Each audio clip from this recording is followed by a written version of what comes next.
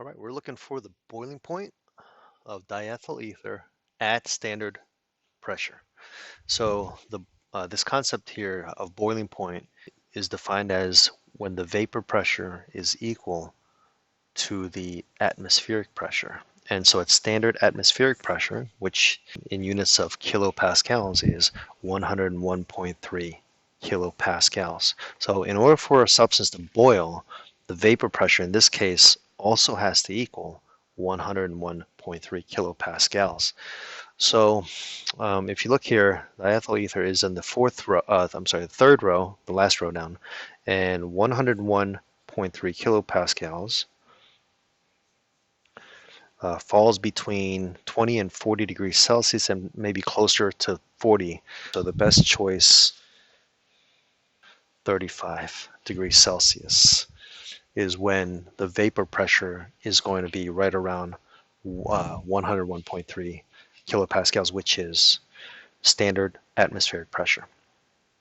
All right, moving on. All right, so according to the kinetic molecular theory, what causes gas pressure? Where we're looking, gas pressure is caused by the collision of gas particles with the object. So let's see, what causes this is density, collisions between gas particles and an object. There's the textbook answer. At sea level, water could be made to boil at, well, at sea level, pure water boils at 100 degrees Celsius. So if we take let's say a pot of water, right, and this is sea level, all right, so sea level is equal to 1 atmosphere or equal to 101.3 kilopascals or 760 millimeters mercury, or just whatever unit you want to use. All right, so that's the atmospheric pressure, right?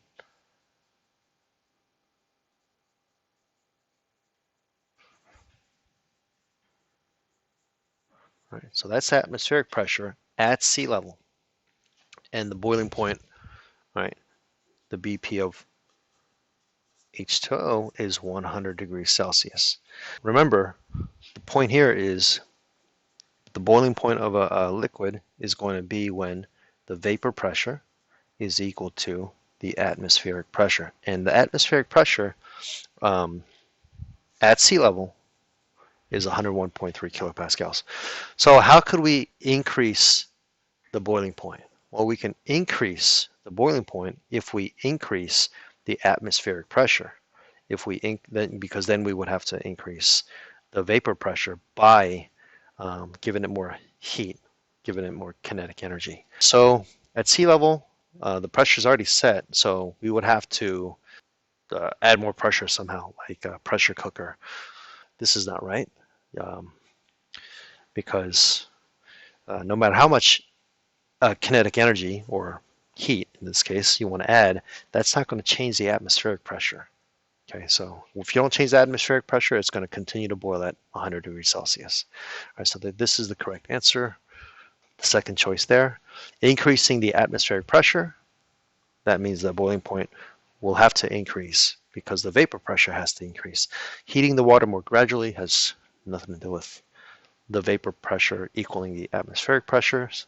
Decreasing the air above it will cause it to boil at a lower temperature, not a higher temperature.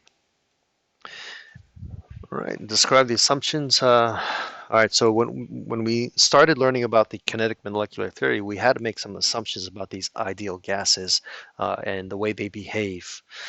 So number one, this is true. Particles of gases have they don't have any size, because if you have a volume of gas, the bigger these particles are, then the more they make up portions of that volume of gas, and we don't want that. All right, so we just say, all right, so what am I doing here? Let's just say this is no good. We want a scenario. Where, all right, where the gas particles are like tiny, no space at all.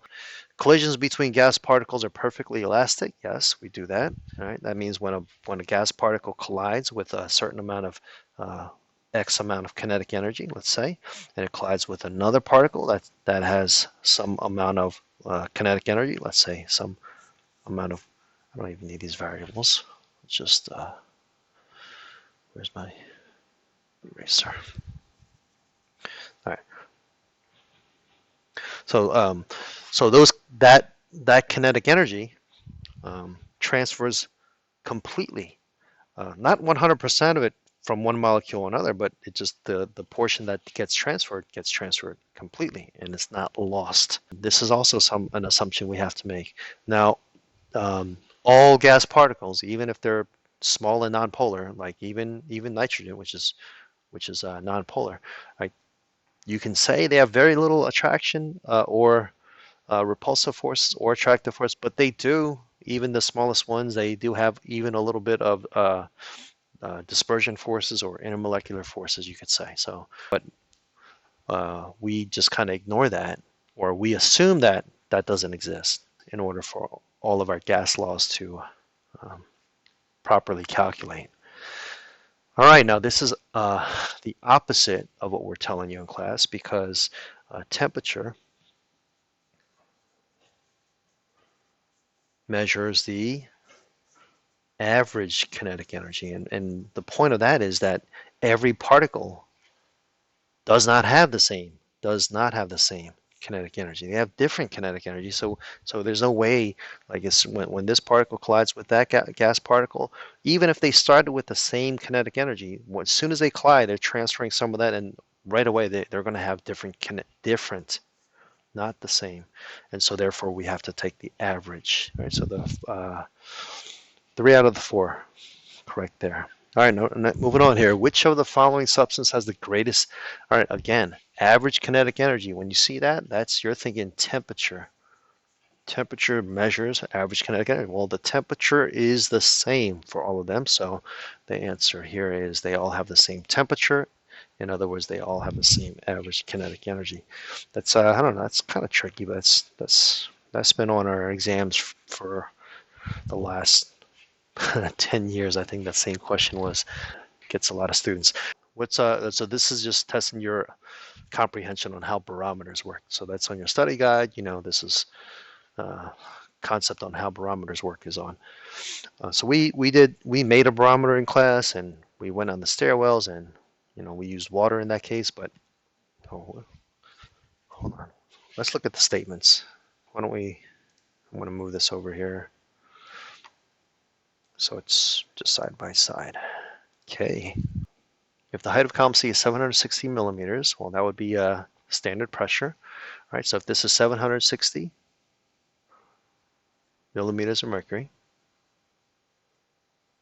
the pressure at point B is, well, this is your answer. All right, 1 atmosphere, this was on your formula sheet too, 1 atmosphere is equal to, 760 millimeters of mercury. All right, so the reason why this column of mercury, or in our barometer water, was able to stay that height is because the atmospheric pressure pushing down on the water. And that has to equal, and it does. 1 atmosphere equals 760 millimeters. All right, so just that's true. All right, let's take a look at the next one. The pressure of the gas at point A, there's no pressure at point A because A is a vacuum. This is a vacuum. There's no pressure there. So this is wrong. The weight of the column of mercury is equal to the pool of mercury in the dish. Well, that just doesn't make sense. This pool can be really, really big or really, really small, and it's still going to have the same height. So that the weight in that column definitely does not equal the weight of the mercury or whatever it is in the dish. If atmospheric pressure decreases, the column will be higher. Well, that's not true either, right? If there was less atmospheric pressure, there would be less pressure keeping this column up, so it would be less than 760 millimeters of mercury. Okay, if there was less pushing down on the pool. Okay. what's the word I'm looking at? Or boiling, evaporation, or vaporization. They're all cooling processes. Remember, when you sweat, it cools you down. It's a cooling process. So it's not a heating process, right? It doesn't heat that liquid. So when a here's the example we use. Here's the concept we said in class. Only the surface molecules will have enough kinetic energy. They'll vaporize, and then the average kinetic energy of the liquid, the remaining liquid, will decrease because the ones with the highest kinetic energy are gone. So that's why it's a cooling effect. All right, so why is that? Because the particles with the highest kinetic energy tend to escape first. So there is your answer. All right. The lowest ones would not escape. You have to, when you have this curve, all right, and here's your average, all right, and here's the kinetic energy you need for vaporization, for example. In this case, evaporation. Right? So if you need this much of energy, only the particles, the highest kinetic energy at the surface are going to be able to vaporize, and that's going to decrease the kinetic energy of the remaining liquid. In other words, it's going to cool it down. All right, moving on. Liquid A has a vapor pressure of 7 point. All right, so let's do liquid A. Here's A. All right, it has they're both at the same temperature, so that's good, 40 degrees Celsius. Particles with enough kinetic energy are going to vaporize, and then those particles above the liquid, are going to apply a pressure of 7.37 kilopascals. Right, with the liquid, with each other, and they're colliding with everything. Right, but that's called the vapor pressure. Vapor pressure. All right, of that liquid. Now liquid B, let's do in a different color. Same amount. I'm trying to keep everything else the same. All right, liquid V has more vapor pressure. Well, it has more vapor pressure. Pressure is the collisions now caused by the gas particles. There's vapor pressure is even greater, 18.04 kilopascals. So why is that? Well, it's because more of it is able to vaporize. Well, why are more able to vaporize? The temperature is the same. There's the same. You can say there's the same amount of kinetic energy. All right, so it's 40 degrees. All right, so it's not like liquid B has more kinetic energy. They have the same amount of average kinetic energy. So why is B vaporizing easier? Well, it's show this. So the particles, right, have less intermolecular forces. They're less attracted to each other, whereas particles in A, they're more attracted to each other. Right, so they have higher intermolecular forces, and that makes sense. If these were harder to separate, and that's what's going on, right, there would be less of it in the vapor phase, and because the particles in part B are not as strongly attracted to each other, they're going to more easily vaporize and creating more vapor pressure. All right, so what is that? That's called volatility, by the way. So B is more volatile. So this is wrong. A is not more volatile. B is more volatile. And that's because it has lower intermolecular forces.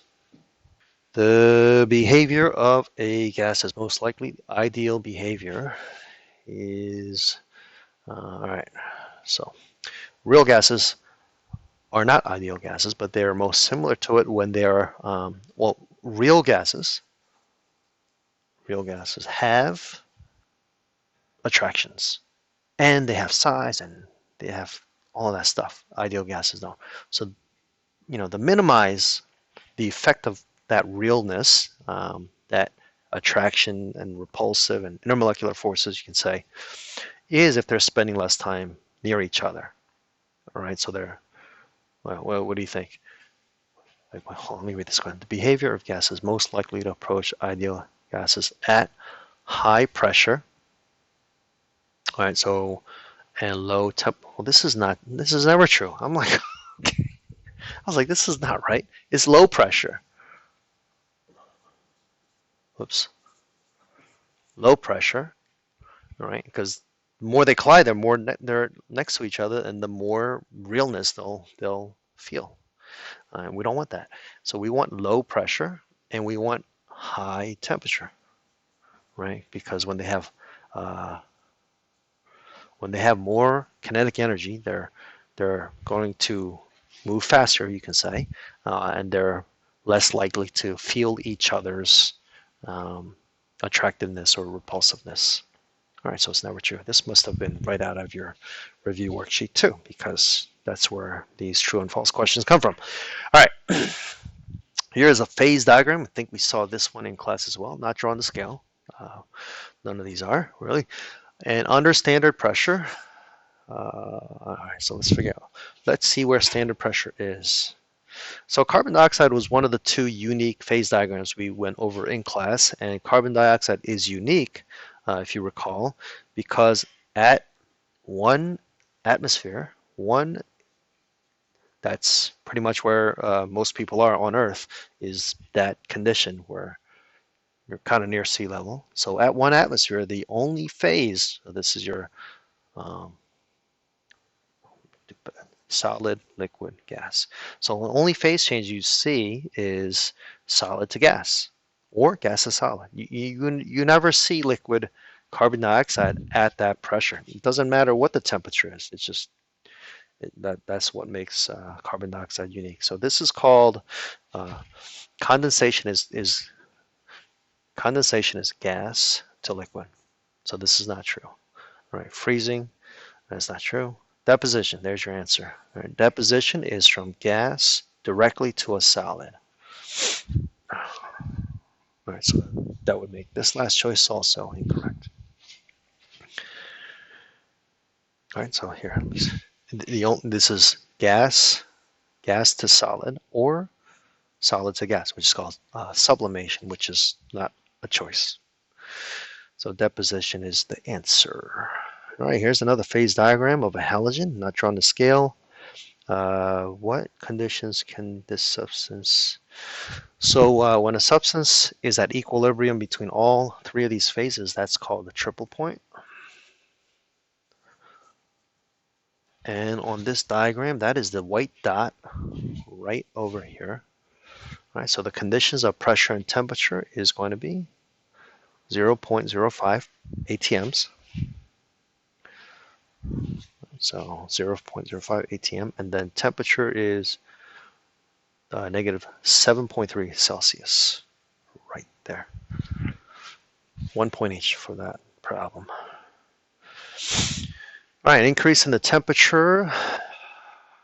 Okay, the increased temperature, the average kinetic energy increases. So what is true when that happens? Causes fewer particles to escape? No. Causes more particles to escape because they have more kinetic energy to overcome the intermolecular forces and the atmospheric pressure above it. Causes the vapor pressure above the liquid to increase. That's true. Decreases the vapor pressure. No, that's not true. And then that's not true either. Over to the open-ended problems. 4 points each. Units, sig figs, or half a point. All right, these are using your gas laws. All right, let's read this. This is gas, give you volume, give you temperature. They're asking about, this is volume, and they give you T2, V2, T1, V1. All right, so this is Charles's law. You can use the combined gas law, which we gave you on the board. You can use the ideal gas law. Let's just, oops, try that again. Let's just use Charles's law right there. Or if you want to use the ideal gas law, I'll do both of them simultaneously here. This is the way I've been showing you in all my other videos. So if you move all the constants to one side and all the variables to the other side, right, that means we're going to divide through by temperature, because temperature changes. All right, you're going to get that. All right, and then we're going to divide through by pressure to put pressure over to the right side. Let's put all the constants there. All right, and then you're going to get NR over P. All right, this side is all constants. It is not changing. Therefore, you can express V over T as equal to a constant. In other words, any combination of these two variables are going to equal each other. All right, that's how we get Charles's law.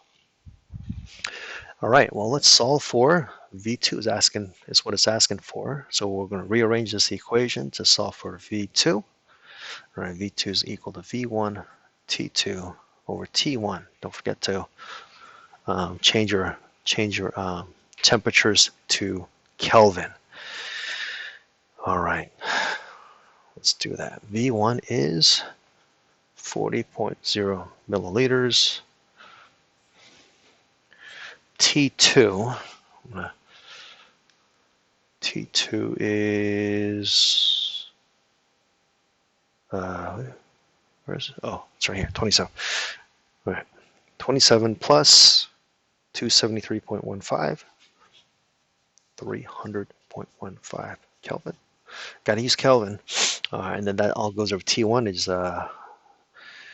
negative 123. Oops. Negative 123 plus 273.15. So 150.15 Kelvin. All right, going to cancel out, and let's see what our final answer is. 40 times 300.15 divided by 150.15. And we get 79.96. How many sig figs? We need 3 sig figs, so this is going to be 80.0 milliliters. Or some of you wrote 0.08000 liters. That's okay. That's also fine. Some of you wrote this in scientific notation, and that's all fine. So that's good too. Let's see if I have room to do all that. I don't. I'll put it over here. So some of you also put 8.00 times 10 to the negative 2 liters. That's also good. All right. Looks good. All right, next one. If a balloon containing 1,000 liters of gas. All right, so we're given volume,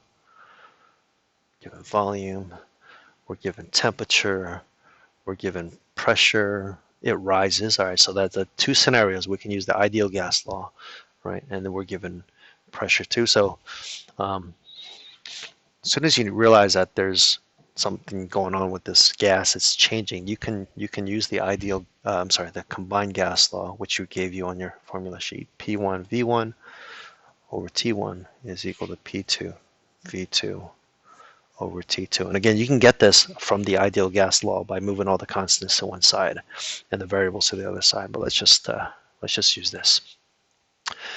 All right, so we're given V1. I don't have room to. All right, V1, I can do that. T1, P1. All right, and then we're also given P2,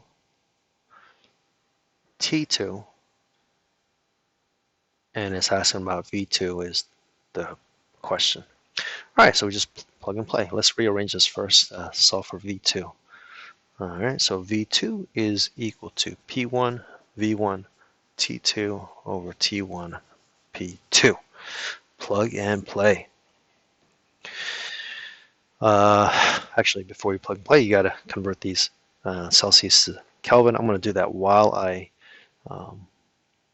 plug these numbers in. All right, so P1 is 101.3 kilopascals. V1, I'm just going to rewrite that as 1,000 liters. I don't feel like writing that. I have a certain amount of energy that I need to maintain here. I'm going to run out if I write all those digits. All right, T2, all right, is 10. So 10 plus 273.15 is 283.15 Kelvin. All right, we need temperature to be in Kelvin. All right, now T1 is 50. So 273.15 plus 50 is going to give you 323.15 Kelvin. And pressure 2 is 27.5 kilopascals. Now, kelvins are gone, kilopascals are gone, we have liters.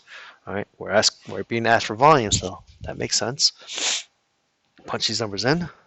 101.3 times 1,000 times 283.15 divided by 323.15 divided by 27.5. Okay. 3, 2, 2.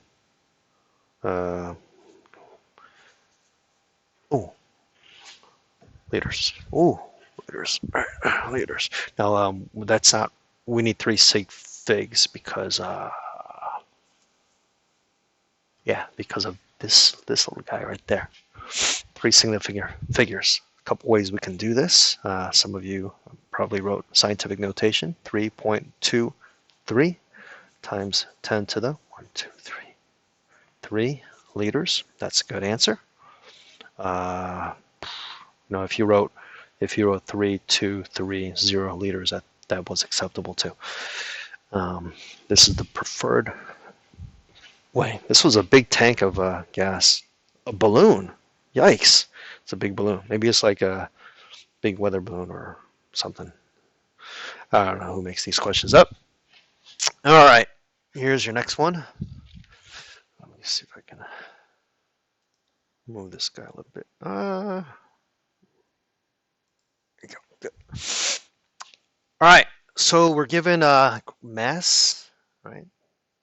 But we can convert that to moles if we need to.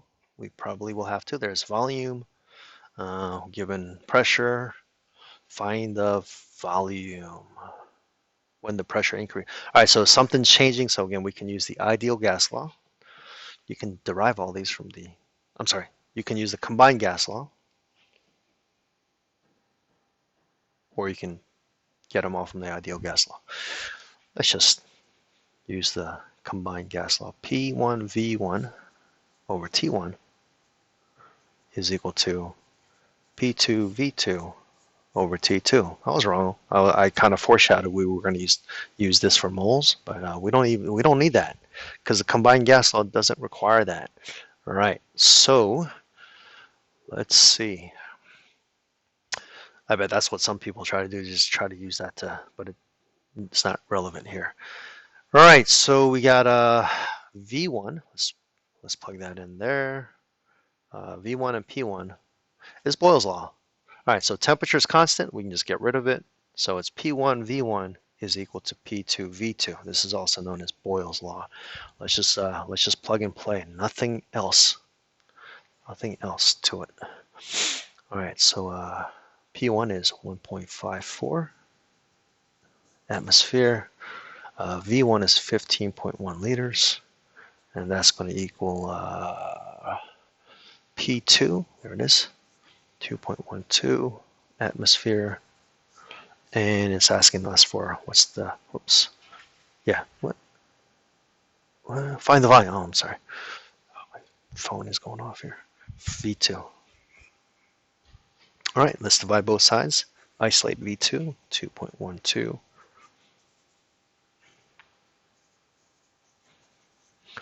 Right, cancel. This is all gone.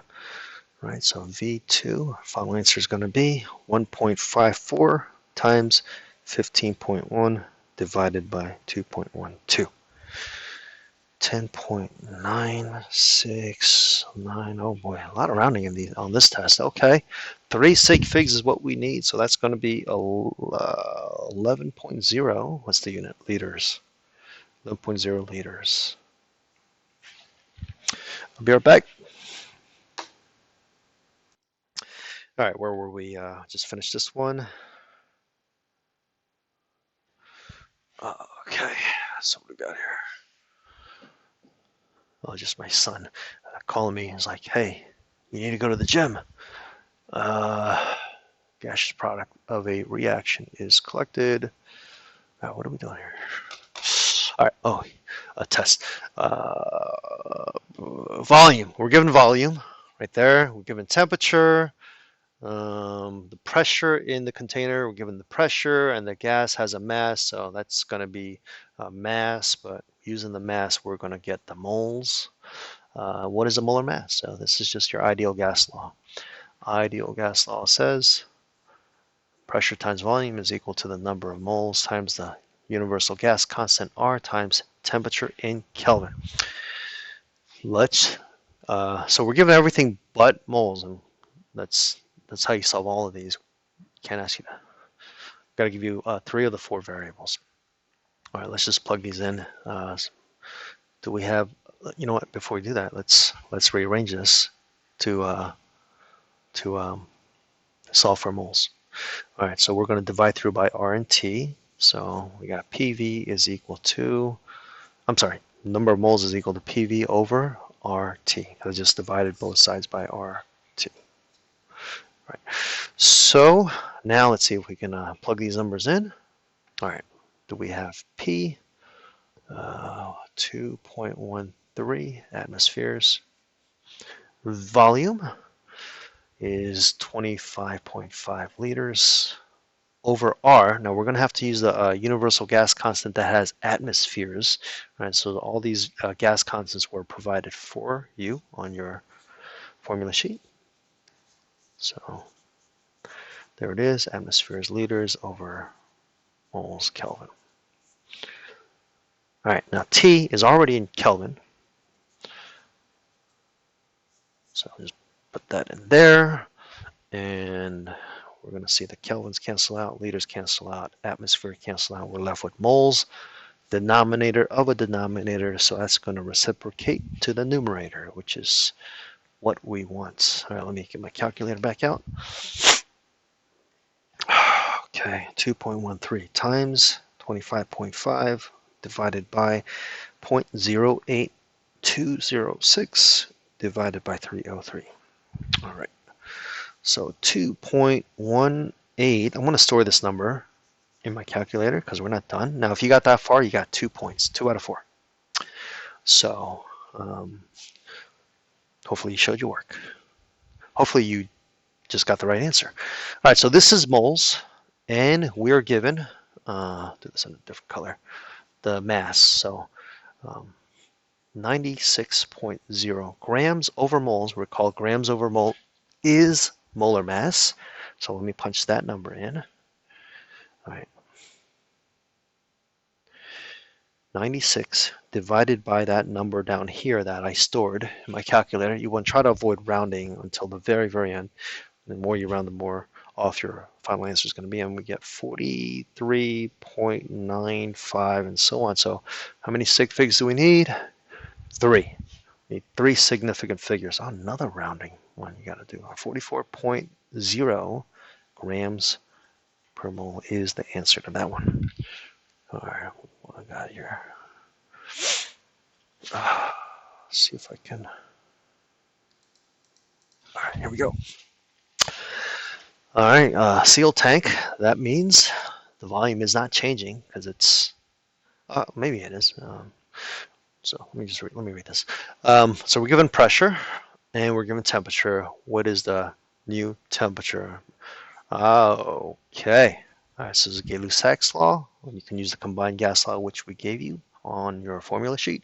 P1 V1 over T1. Again, we use this whenever there's like a change happening. There's 2 scenarios. That's what's going on here. P2 V2 over T2. And again, you can derive all this from your ideal gas law if you prefer. All right, so the only things changing are pressure and temperature. All right, so we can eliminate. We can get rid of volume. Volume is not changing. It's constant. It's a sealed. It's probably a rigid tank. It's not changing. So P1 over T1 is equal to P2 over T2. Again, this is known as Gay-Lussac's law. All right, what is the new temperature? We're looking for T2. All right, so let's rearrange that to solve for T2. I'm going to cross multiply here to get that. All right, so that's going to be P2 T1 over P1. I heard one of my students say like fish or something. I don't know. That's probably completely wrong. Anyway, cross multiplying is how you can get rid of fractions. Now, let's plug these numbers in. P2 is 1.1. 1.11 atmosphere. And T1 is the 43 point. All right, so we got to convert that to Kelvin. So 43.2 plus 273.15, which I punched all wrong in my calculator. I'm going to do that again. 43.2 plus 273.15 is 316.35 Kelvin. We need temperature to be in Kelvin. And that's all going to go over P1. Oh no, why they do this to us? All right, we units are different here. Well, let's synchronize those units. Okay, so all those conversion factors were provided for you on your formula sheets. I already have atmospheres here, so I'm going to convert that 543 millimeters of mercury to atmospheres because I already have it done. And if you did it the other way, if you converted to millimeters of mercury, you would still get the same answer. All right, so let's get rid of millimeters of mercury, put that on the other side of the conversion factor, and I want atmospheres. I want this value with the units of atmospheres. I don't want to change the value. I want the same value. All right, so the conversion factor is 760 millimeters is equal to 1 atmosphere. All right, so let me do that real quick. 543 divided by 760. That's going to be my new pressure in atmospheres. 0.714 atmospheres. All right, I'm going to save that number. I'm going to write it here, rounded, but I'm going to save that number. Atmospheres. All right, atmospheres cancel out. We're going to have our answer in terms of temperature. That's what it's asking us. All right. All right, 1.11 times 316.35 divided by that number that we saved in our calculator. Yeah. Okay. Makes sense. All right, 491 Kelvin. Now, for some reason, you wanted to change that back to Celsius. You subtract 273.15. And so if you got 218 degrees Celsius, that would also be the same answer. It would also be acceptable. All right, last one. Okay. We're given volume, methane gas. Ooh, did we do this in class? Looks familiar. All right, pressure, temperature. What is a mass? Mass. We don't have a gas law with mass, but we have a gas law with moles. And if we have mass, we can turn mass into moles using the molar mass. This is the ideal gas law. Ideal gas law is pressure times volume is equal to the number of moles times the universal gas constant R and times temperature in Kelvin. So it wants mass. We need to solve for moles. Let's rearrange that. Divide through by R and T. And we'll get pressure times volume is equal, I keep saying that, moles is equal to pressure times volume over RT.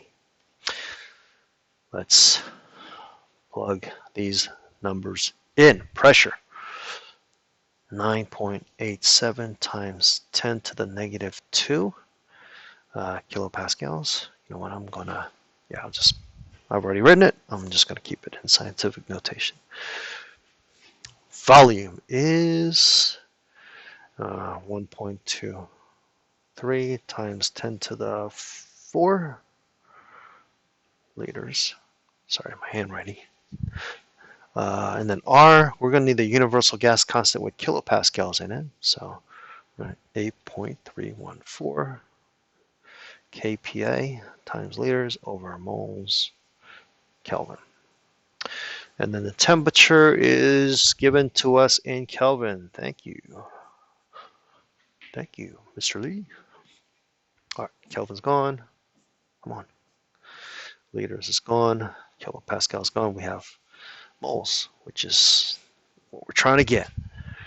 Let's punch these numbers in. 9.87. Again, I'm just using a basic calculator here without scientific stuff. So I'm just doing the coefficients. 9.87 times 1.23 divided by 8.314 divided by 315. All right, so the coefficient portion is going to be 0.00464. I'm rounding here, but I'm going to save this number just in case I need it. Times 10. Now, what do we got going on here? The bases are the same, and we're multiplying, so we need to add the bases. All right, -2 plus 4 is 2. And the unit is moles. All right, so I'll leave it like that. I'm good, because it's not my final answer anyway. All right, what is the mass? So we're gonna have to get the methane molar mass. Use the periodic table. That's 12.01, or you go more precise if you want. But I know I'll only need 3 sig figs in the end, so I'll just do that. 1.00. Hold on, need to check my periodic table.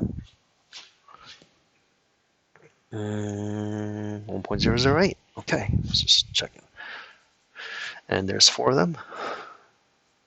All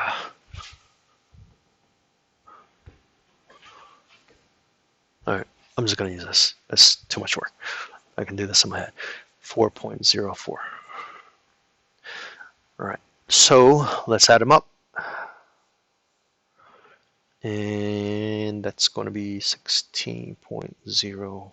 I feel like I want to make a mistake on the last problem. I'm going to do this whole video again. I'm going to take my time here. 14, 12 plus 4 is 16. Okay, there's my molar mass, grams per mole for methane.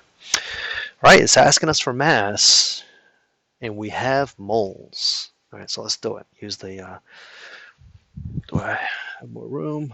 I do. All right, 0.004, what is that? 64 times 10 to the 2 moles. I know I need moles on the bottom. Okay. I need my grams on the top. 16.05 grams. Cancels out. All right, I still got the number stored in my calculator. So I'm just going to multiply by 16.05. Okay.